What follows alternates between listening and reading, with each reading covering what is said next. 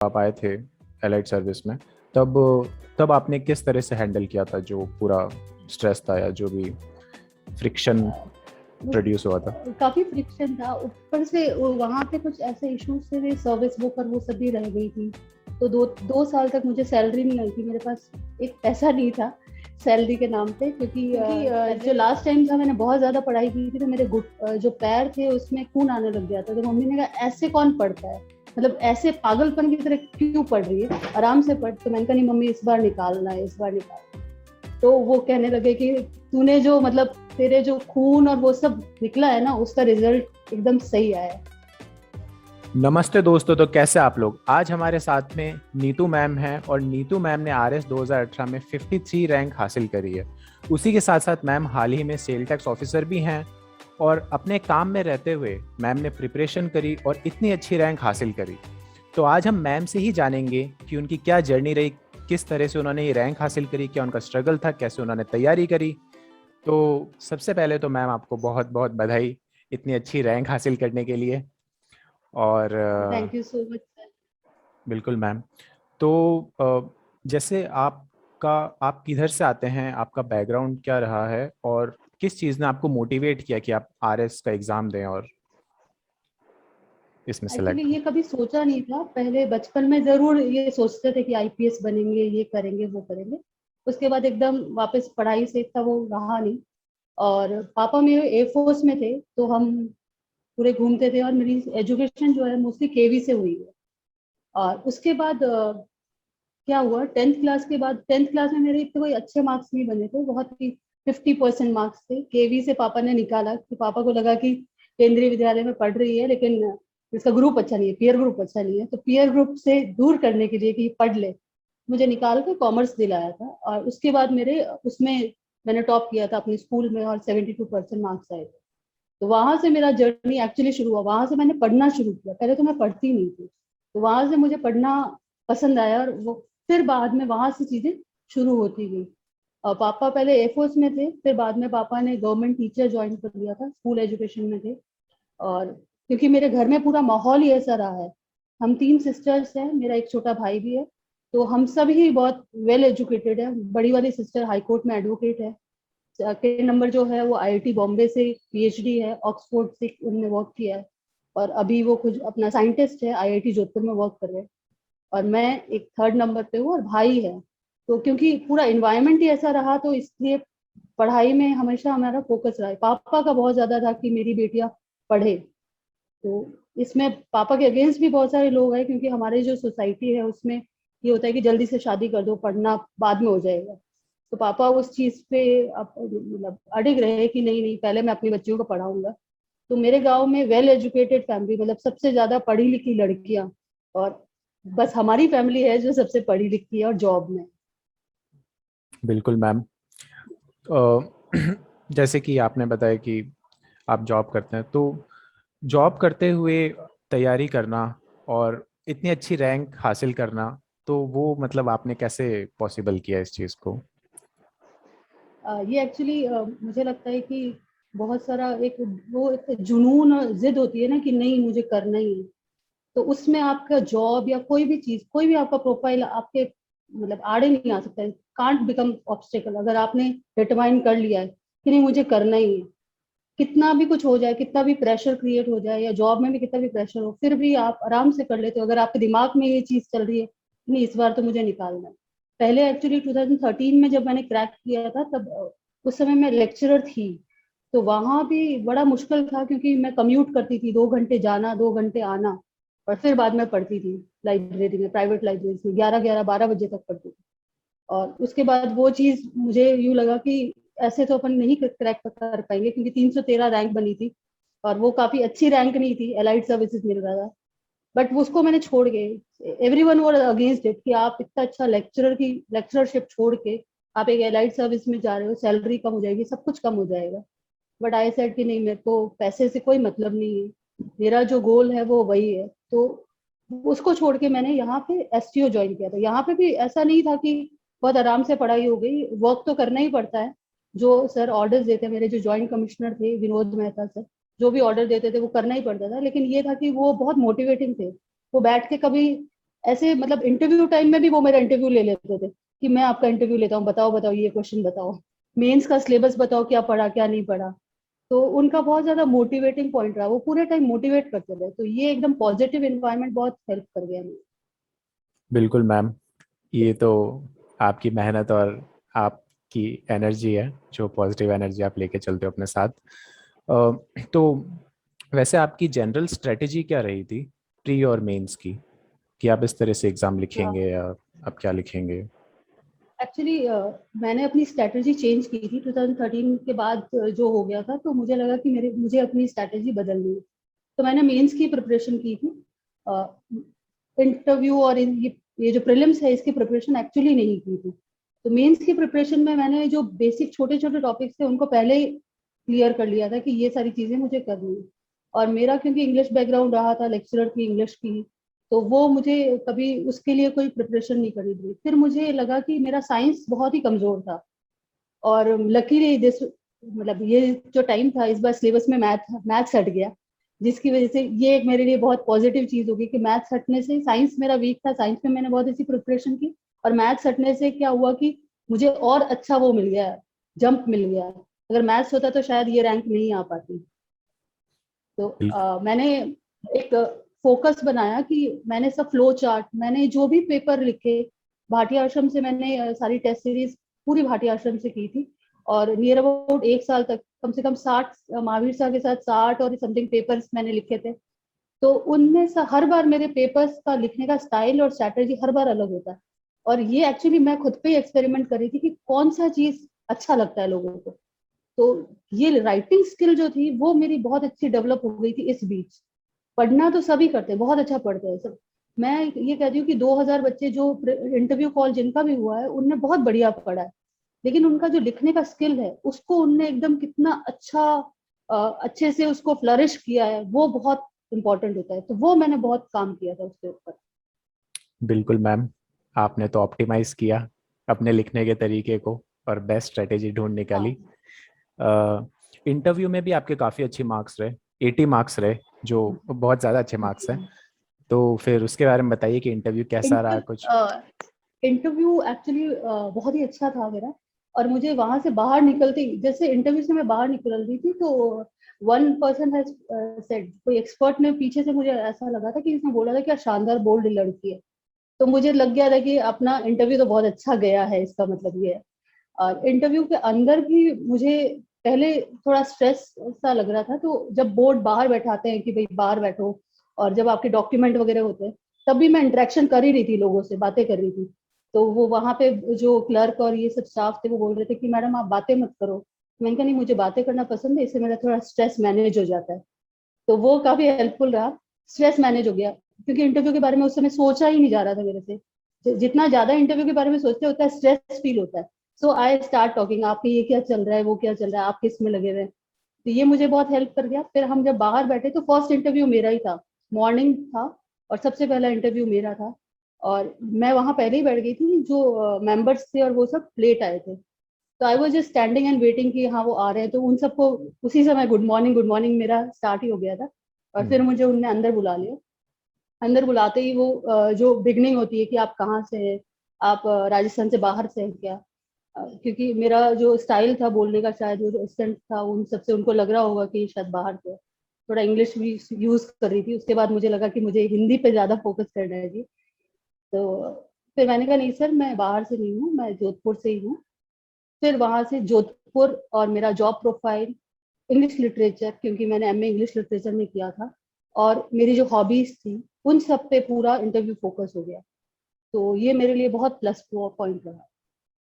बिल्कुल मैम, ये तो काफ़ी अच्छा इंटरव्यू रहा आपका। तो जैसा कि आपने बताया कि आपका साइकोलॉजी में भी इंटरेस्ट है, और आपका हाँ, कहाँ से मैंने इंटरेस्ट? ग्रेजुएशन साइकोलॉजी में। बिल्कुल।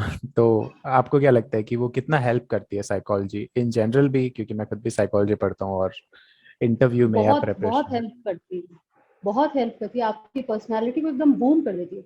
आप एक एक पर्सपेक्टिव पे आपको पता है कि किसको कैसे बात करनी है, और आपको उसके फेस के एक्सप्रेशन से आपको थोड़ा बहुत आइडिया हो जाता है कि हम हमारे जो आंसर है या हम जो बोल रहे हैं उसको अच्छा लग रहा है या नहीं लग रहा है, और आप उसी समय उसको ट्विस्ट कर सकते हैं।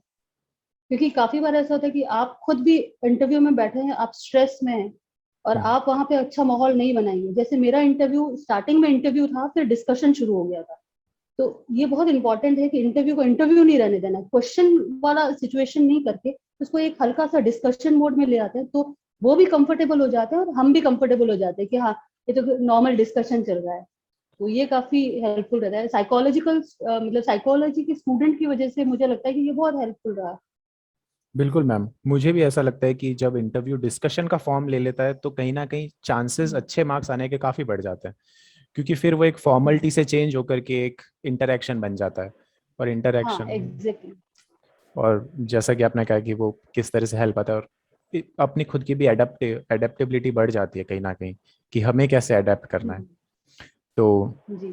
बिल्कुल मैम, वो तो है ही एक उसी के मजेदार मैं किस्सा और बता देती हूँ, इंटरव्यू का ही था। उसमें हम्म। ये था कि वो सर मुझसे कुछ क्वेश्चन पूछ रहे थे। नॉर्मली ऐसा होता नहीं है कि जब क्वेश्चन पूछे और जो कैंडिडेट है वो उसको आंसर नहीं आया, उसने गलत आंसर बता दिया, तो वो बोलते हैं कि भाई गलत आंसर है, ठीक है। तो कैंडिडेट चुप हो जाता है, बोलता है सॉरी सर, ठीक है।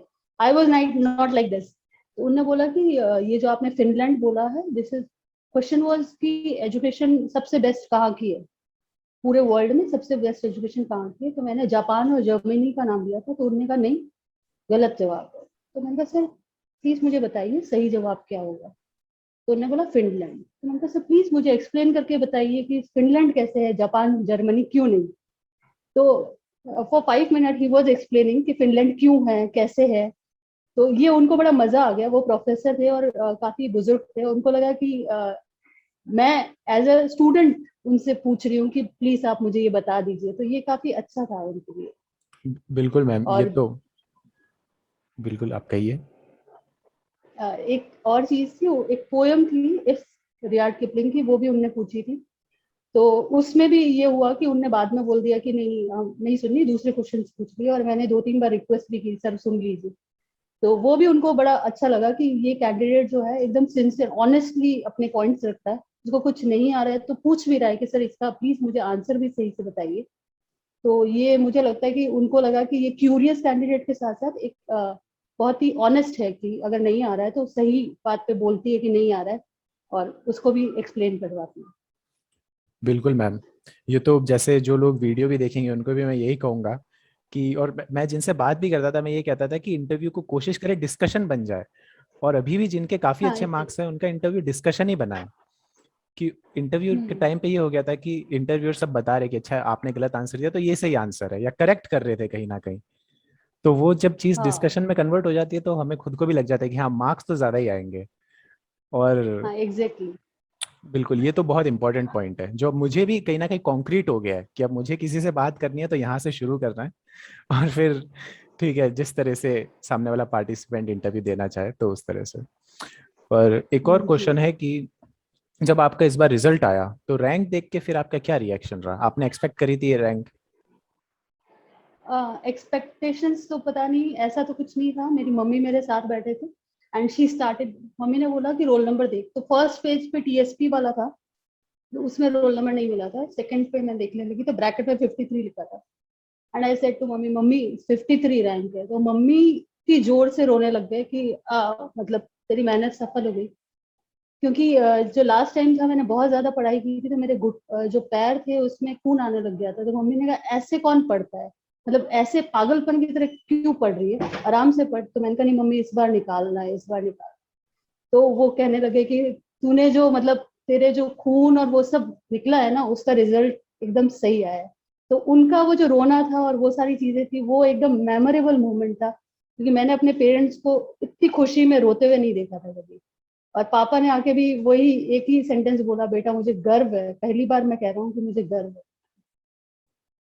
बिल्कुल मैम, ये तो मतलब मेरे लिए भी पर्सनली बहुत इंस्पायरिंग है कि जैसे आप पढ़ते हैं या जैसे आप किसी भी चीज को लाइफ में अचीव करते हैं। तो अब ये बताइए आपकी आपकी एनर्जी एनर्जी का राज क्या है? मतलब कोई डाइट वगैरह है, कुछ ऐसा कर सकते हैं क्या हम भी कि हम इतने एनर्जेटिक रहे? देख, ऐसा तो कोई वो नहीं है कि कोई राज नहीं है। बस ये कि जब कभी आपको लग जाता है ना कि नहीं आपको ये करना है, इसके लिए आप इतने सालों से लगे हुए हो और आपको लग रहा है कि नहीं, आप कुछ पॉइंट पे आप बिहाइंड हो रहे हो, तो ऐसा कौन सा पॉइंट है, उसको क्योर कर लेते तो। और फिर आपके दिमाग में जब एक ही चीज चल रही हो, पूरी दुनिया अलग चल रही हो आपसे, इतना प्रेशर क्रिएट हो रहा हो, सोशली प्रेशर और सब तरीके से प्रेशर क्रिएट हो रहा, तो आपको अपने को साबित करने के लिए, मतलब सेल्फ आइडेंटिफिकेशन के लिए ये बहुत जरूरी हो जाता है। तो मुझे लगा कि शायद ये जो नेगेटिव एनर्जी मेरे आसपास चल रही थी, जो मेरे को इतना प्रेशर में क्रिएट कर रहे थे, तो उन सबको जवाब देने के लिए, उन सबको मेरी बात, अपनी बात पहुंचाने के लिए कि मैं सही हूँ, मैं गलत नहीं काम कर रही, तो वो चीज शायद मेरे लिए बहुत, मेरी पॉजिटिव एनर्जी वही थी। आसपास नेगेटिविटी थी, बट आई थिंक कि वो मैग्नेट होता है ना, जहाँ पे नेगेटिव होगा वहां पे पॉजिटिव होगा। तो I was fully positive for this, बिल्कुल ma'am. I will do it. बिल्कुल, एक वो तो रहता ही है कि फीमेल्स पर थोड़ा सा प्रेशर होता है। और हाँ जैसे आपने जब फर्स्ट टाइम भी, जब आपने सर्विस लीव करी थी और जब आप आए थे एलाइड सर्विस में, तब तब आपने किस तरह से हैंडल किया था जो पूरा स्ट्रेस था या जो भी फ्रिक्शन प्रोड्यूस हुआ था? काफी फ्रिक्शन था, ऊपर से वहां पे कुछ ऐसे इश्यूज थे, सर्विस बुक और वो सब भी रह गई थी। तो 2 साल तक मुझे सैलरी नहीं आई थी, मेरे पास एक पैसा नहीं था सैलरी के नाम पे, क्योंकि पहले प्रोबेशन में 17,000 सैलरी मिलती थी, और वो तो खर्च हो गई थी हम कम्यूट और उसमें। और फिर जैसे ही प्रोबेशन कंप्लीट हुआ, मैं इस सर्विस में आ गई, वहां पे सर्विस बुक और आपकी सब रुक गई, क्योंकि मैंने उस समय काफी लीव ली थी 2013 की प्रिपरेशन के समय, समथिंग नियर अबाउट 200। तो इस वजह से वहां पे सारा जो मेरा लीव सैंक्शन नहीं हुआ, और इस चक्कर में मेरा काफी दिनों तक सैलरी नहीं रहा। तो एक तो वो फाइनेंशियल स्ट्रेस आपका रहता है, फिर आपको ये लगता है कि यहाँ पे आप आ रहे हो, आप जोधपुर में हो और आप पढ़ नहीं रहे हो, आपने हर चीज, अपनी हर चीज छोड़ दी है इस सब पढ़ाई के लिए। तो वो चीज बहुत हेल्प करती है, मतलब मुझे ऐसा लगता है, मेरे लिए वो चीज बहुत हेल्पफुल थी कि मुझे लगा कि मैं अपनी हर चीज छोड़ दी है, सब चीजें पीछे रख दी है सिर्फ इस एग्जाम के लिए। तो ये एक मोटिवेटिंग चीज चलता ही रहा मेरे लिए कि नहीं, जब आपने सब छोड़ा है, क्योंकि सब, हर कोई ये बोलता था लेक्चरर छोड़ के आ गए इसमें, और यहाँ पे जो कमरा था, यहाँ बैठने की जगह नहीं थी। तो लास्ट में मुझे एक सर्वर रूम था, I will send you photograph. एक सर्वर पड़ा था उस रूम में, एक छोटा सा कमरा था जहाँ पे ट्यूबलाइट एक लगी हुई थी, तो हर कोई आके मुझे बोलता था इतनी गर्मी में कैसे पढ़ रहे हो, बट मैं वहां पढ़ती थी। और छोटी सी टेबल, एक चेयर, और वो सर्वर ऊपर जो बहुत तेज बोलता था, और एक ट्यूबलाइट, वहां पे एक मैंने कोटेशन भी लिखी हुई थी, और उसको, उससे इंस्पायर होती रहती थी, पढ़ती रहती थी, और फिर मैं लाइब्रेरी चले जाती थी, वहां 11-12 बजे तक पढ़ती थी रात को। वो कोटेशन क्या तो था मैम? एक तो मेरा ये लिखा हुआ था, woods are lovely dark and deep but I have promises to keep and miles to go before I sleep and miles to go before, Robert Frost की थी। और एक यूपीएससी की कुछ लाइन थी, victory is yours, God is with you and victory is yours. तो ये दो कोटेशंस लिखी हुई थी। बिल्कुल मैम। एक, जैसे मुझे ऐसा लगता है, जैसे हम खुद मतलब कुछ इंटरव्यूज लेते हैं, आप किस मिलते हैं उन पार्टिसिपेंट्स जो सेलेक्ट हो गए, अगर रैंक नहीं भी पता हो और सिर्फ बात करें तो भी ऐसा लगता है कि हाँ, ये जो है लोग, ये टॉप 100 में आए हैं और बाकियों की रैंक थोड़ी अलग है। तो ये ऐसा रैंक आने के बाद होता है या फिर पहले से भी एटीट्यूड में फर्क तो होता है, एटीट्यूड में, कि एक जिसकी रैंक टॉप 100 है? एटीट्यूड में, एग्जैक्टली, एटीट्यूड में फर्क तो होता ही है। आप, आपको खुद को इतना, आपने इतने सारे लोगों का इंटरव्यू लिया है, आपको खुद पता चल जाएगा अलग अलग उससे, मार्क्स से और सबसे आपको लग जाएगा कि हाँ, इसका ये चीज बहुत क्लियर है, फंडे क्लियर है, तो इसका ये होना चाहिए। बिल्कुल मैम, वो जरूर होता है। अब मैं महावीर सर को बुलाना चाहूंगा कि अब महावीर सर जी। हाँ आगे बिल्कुल कंटिन्यू। सर, आदित्य सर, जो नीतू जी से आपकी बातचीत चल रही है तो ऐसा लग रहा है कि जैसा आपको सुनते ही जाए। और लेकिन सबसे पहले तो नीतू जी आपको बहुत बहुत बधाई कि जो ड्रीम आपने देखा थैंक है, यू। जो ड्रीम थैंक आपने यू देखा है, सर। आज वो आपका ड्रीम पूरा हुआ है और आपने वो रैंक हासिल की है जो आप चाहते थे, और राजस्थान की सर्व सेवा में आप सेलेक्ट होंगे। तो बस थैंक मैं यू आपसे सर। यही जानना चाहूंगा कि जैसे अभी 2021 का नोटिफिकेशन भी आ चुका है, प्री मेंस और इंटरव्यू को लेकर के क्या प्लानिंग रखनी चाहिए? जो न्यू स्टूडेंट्स हैं उनको क्या करना चाहिए ताकि जिस आपने जो मुकाम 2013 से लेकर के आज तक हासिल किया है उसमें वो फर्स्ट टाइम ही क्रैक कर जाए? मुझे ऐसा लगता है कि रिसोर्सेज अपने मिनिमम रखने चाहिए, सबसे इम्पोर्टेंट चीज। जो आपने गलतियां, जैसे जो मैंने पहले गलतियां की, बहुत सारी किताबें पढ़ी, बहुत सारी चीजें पढ़ी, ऐसा नहीं करना। जो आपका सिलेबस है उसको आप थॉरोली पढ़ें। ध्यान रखें कि हर सिलेबस के आगे लिखे कि कौन सी बुक, इस टॉपिक की कौन सी बुक आपको पढ़नी है। आपको वही वही बार बार पढ़नी है। आपको 10 बुक्स इकट्ठी नहीं करनी है। आपको एक चैप्टर, जैसे लक्ष्मीकांत है तो लक्ष्मीकांत ही पढ़नी है। ऐसा नहीं है कि किसी और ने सजेस्ट कर दिया ये बुक पढ़नी है, वो बुक पढ़नी है, ऐसे इकट्ठी नहीं करनी किताबें। Minimum resources, maximum revision. जितनी बार आप उस एक ही किताब को पढ़ेंगे उतनी बार आपकी चीजें क्लियर होती जाएगी और आपके फैक्ट एकदम याद होते जाएंगे। तो सबसे पहले मुझे ऐसा लगता है कि अभी जैसे इंटरव्यू बोल रहे हैं कि नवंबर में हो, इंटरव्यू सॉरी प्रीलिम्स बोल रहे हैं कि नवंबर में हो जाएगा। तो उस हिसाब से अभी स्टार्टिंग का ये जो मंथ है अगस्त, इसमें हमें मेंस की तैयारी करनी चाहिए और अक्टूबर में हमें प्रीलिम्स की तैयारी करनी चाहिए। अगस्त और सितंबर आपको मेंस की करनी चाहिए और उसके बाद आपको प्रीलिम्स की तैयारी करनी चाहिए। मेंस के लिए जो मेजर सब्जेक्ट है जो प्रीलिम्स में भी हैं वो आपको सबसे पहले पढ़नी चाहिए, जैसे ज्योग्राफी है, इकोनॉमिक्स है, पॉलिटी है, हिस्ट्री है, राजस्थान कल्चर है। ये आपको अभी थॉरोली बहुत अच्छे से पढ़ लेना चाहिए। बिल्कुल मैम, जो आपने टिप्स दी हैं बिल्कुल काम आएंगे सबके। और एक साथ साथ में हम देखते हैं इंटरनेट का यूज है, सोशल मीडिया है, वो कहाँ तक उपयोगी सिद्ध होता है और किस तरह से मैनेज कर पाते हैं, क्योंकि सोशल मीडिया कई बार काफी टाइम भी हमारा कंज्यूम कर देता है। तो आपने ये सब कैसे हाँ, किया और किस तरह से इसको आप मैनेज करना चाहिए? मेंस के टाइम तो मैंने फोन बंद ही रखा था, ये सोशल मीडिया पे मैं नहीं थी। मैंने अपना छोटा वाला फोन जो नोकिया का छोटा आता है वो वाला फोन रखती थी, ये ऑफ ही कर दिया था फोन। जब मैं लाइब्रेरी में पढ़ती थी ये फोन ऑफ ही रखती थी। लेकिन ये है कि सोशल मीडिया से लास्ट का मंथ था तब मैं एकदम दूर हो गई थी। लेकिन उससे पहले जितने भी चीजें अवेलेबल थी, जैसे विजन के नोट्स आ रहे थे, दृष्टि के नोट्स आ रहे थे, काफी लोग शेयर करते थे, ग्रुप में काफी शेयर होता था, तो वो बहुत हेल्पफुल था। तो वो चीज मैं हमेशा लेती रही थी। वो सब लेने के बाद उसके बाद मुझे जब लगा कि एक महीना ही बाकी है और अपनी स्ट्रेटेजी से पढ़ना है, तब वो चीज मैंने छोड़ दी थी। सोशल मीडिया क्विट कर दिया था और पूरा पढ़ाई पे फोकस किया था। बिल्कुल। जो हमारी सफलता उसमें फैमिली का बहुत बड़ा रोल होता है, स्पेशली माता पिता का। और आपने भी जैसा बताया कि आपके मदर पेरेंट्स का काफी सहयोग रहा है। तो हम देखते हैं कि हमारे समाज में आसपास पेरेंट्स बच्चियों को उस तरह से मोटिवेट नहीं कर पाते हैं। तो आप क्या संदेश देना चाहेगी उन पेरेंट्स को, उन बच्चों को, कि किस तरह से वो आपकी तरह आप मुकाम हासिल करें, जैसी तैयारी करें? मुझे ऐसा लगता है कि पेरेंट्स को इतना प्रेशराइज नहीं करना चाहिए बच्चों को। बच्चा हर एक उसमें बहुत अच्छा होता है, एवरेज बच्चा भी बहुत अच्छा निकलता है आगे जाके। और जो उसमें जिसका इंटरेस्ट है, बच्चे का जिसमें इंटरेस्ट है उसको उसी में उसको ड्रीम को फॉलो करवाना चाहिए। अगर आपको लग रहा है कि नहीं इसको गाइडेंस की जरूरत है, तो आप उसको किसी ऐसे बंदे से मिलाइए या ऐसे जने से मिलाइए जो उसको मोटिवेट कर सके। क्योंकि काफी बार ऐसा होता है कि जो पेरेंट्स हमें बोलते हैं तो वो हमें इतना अच्छे से नहीं समझ में आता है, लेकिन कोई और जो उस पोस्ट पे है वो अगर आपको बोलेगा तो बहुत आप मोटिवेटेड होंगे।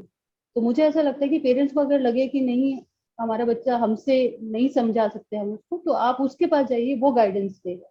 और कभी भी बच्चे को प्रेशर में नहीं है, प्रेशर बच्चा डील नहीं कर सकता। उसको अपने मन से करने दीजिए, वो अपने मन से पढ़ेगा, अपने टाइम के हिसाब से पढ़ेगा। कोई बच्चे मॉर्निंग में पढ़ने वाले होते हैं जो सुबह उठ के पढ़ते हैं, कुछ नाइट मेरी तरह पढ़ते हैं, पूरे नाइट पढ़ते हैं। तो सबका अपना अपना बायोलॉजिकल क्लॉक होता है, सबका अपना स्टाइल होता है पढ़ने का, स्ट्रैटेजी होती है पढ़ने की, उनको उनके ऊपर ही रख देना चाहिए। बिल्कुल नीतू जी, सही कह रहे हैं आप। चलते चलते आखिरी जो क्वेश्चन है, जो अभी पूरे राजस्थान में सबसे ज्यादा छाया हुआ है, आप भी पार्टी आश्रम से जुड़े हुए हैं, मैं भी उसी से जुड़ा हूँ। तो क्या भूमिका रही है पार्टी आश्रम की और क्या अलग बनाता है इसको, कि सबसे ज्यादा सिलेक्शन अगर कहीं आरएस में हो रहे हैं तो पार्टी आश्रम से हो रहे हैं, और जोधपुर शाखा से स्पेशली हम लोग जुड़े हुए थे। तो भाटिया जी का, वीरेंद्र सिंह सर का क्या रोल रहा है हमारी इस तैयारी में, किस प्रकार देखती हैं आप वीरेंद्र उसको? सिंह वीरेंद्र सिंह सर का तो बहुत बड़ा रोल है।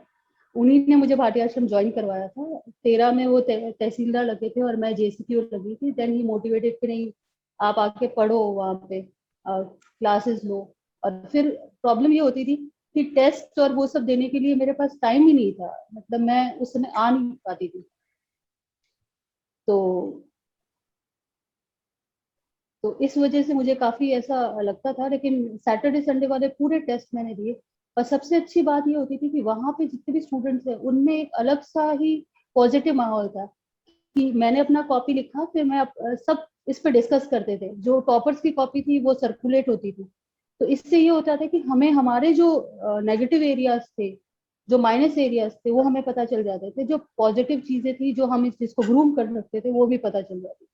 और क्योंकि एक जैसे इंटेलेक्चुअल लेवल के, एक जैसे आईक्यू के बच्चे एक साथ हो, तो अपने आप ही हेल्प हो जाती है, ग्रुप एकदम बहुत स्ट्रांग हो जाता है। मुझे लगता है बिल्कुल जोधपुर जो भाटिया आश्रम है, उसका सबसे बड़ा रीजन यही है कि सारे बच्चे डेडिकेटेड थे, मोटिवेटेड थे, खुद से मोटिवेटेड थे, और खुद स्ट्रगल करके आए थे। मोस्टली जॉब में थे, तो सबका अपना अपना स्ट्रगल चल रहा था, और उसके साथ सब पढ़ रहे थे। तो ये चीज सबकी एक जैसी प्लेटफॉर्म पे, सारे बच्चे जो थे, सारे कैंडिडेट थे, एक प्लेटफॉर्म पे थे, और इस साथ में वो सबकी हेल्प कर रहे थे। तो ये बहुत ही ज्यादा उसको बूम कर दिया बिल्कुल इस चीज को। बिल्कुल मैम, जो आपने बातें बताई बिल्कुल एकदम सही है। तो इसी के साथ आपसे इंटरेक्शन करके, बात करके बहुत ही अच्छा लगा। आपके आगे के भविष्य के लिए शुभकामनाएं। आप इसी तरह आगे भी काम करते रहें। All the best ma'am. बिल्कुल मैम। एक thank you so much sir. एक लास्ट चीज मैं बोलना चाहूंगा, जैसे कि जी एक पर्सनालिटी ट्रेट होता है जिसको देखकर कि हमें ये लगता है कि ये पर्सनालिटी ट्रेट होना बहुत कम लोगों में होता है और बहुत इंपॉर्टेंट होता है। क्योंकि ऐसे पर्सनालिटी ट्रेट के लोग क्या होते हैं, गूगल में काम करने चले जाते हैं या फेसबुक में चले जाते हैं। होते हैं वैसे ओपननेस, जिसमें अपन बिग फाइव कहते हैं, ओपननेस और कॉन्शियसनेस, दो फैक्टर होते हैं। तो वो जी दोनों जी। आपके अंदर हाँ, बहुत हाई हैं। बिल्कुल अगर आपने भी, ओशियन थ्योरी। हाँ हाँ, उसके जी अंदर बिल्कुल। जो ओपननेस और कॉन्शियसनेस बहुत हाई है, और वो आपको यूनिक भी बनाती है। मतलब वो आपकी पर्सनालिटी में, हाँ, और वो बहुत आपको यूनिक भी बनाती है। और मुझे लगता है कि फिर वही चीजें होती है जो फिर अलग कर देती है एक्स्ट्रा ऑर्डिनरी को ऑर्डिनरी से। और फिर तो रिजल्ट तो हम सबके सामने ही है। तो बिल्कुल। मुझे भी आपसे बात थैंक यू करके बहुत सो मच अच्छा सर। लगा। बिल्कुल मुझे मैम। भी बहुत बिल्कुल अच्छा लगा। और महावीर सिंह, महावीर तो हमेशा ही मोटिवेटेड करते रहे, महावीर साहब तो इनको तो मैं बिल्कुल। हमेशा ही बोलती हूँ कि आप तो मोटिवेशन के स्रोत हैं एक्चुअली थैंक यू। हमारे लिए। Thank you ma'am. बिल्कुल वो सब साथ में रह के ही सीखा हम आप लोगों से। और काफी अच्छी जर्नी रही है आपके साथ में, और आगे भी ऐसी चलती रहेगी। थैंक यू सो जी मच। बिल्कुल बिल्कुल सर। Thank you.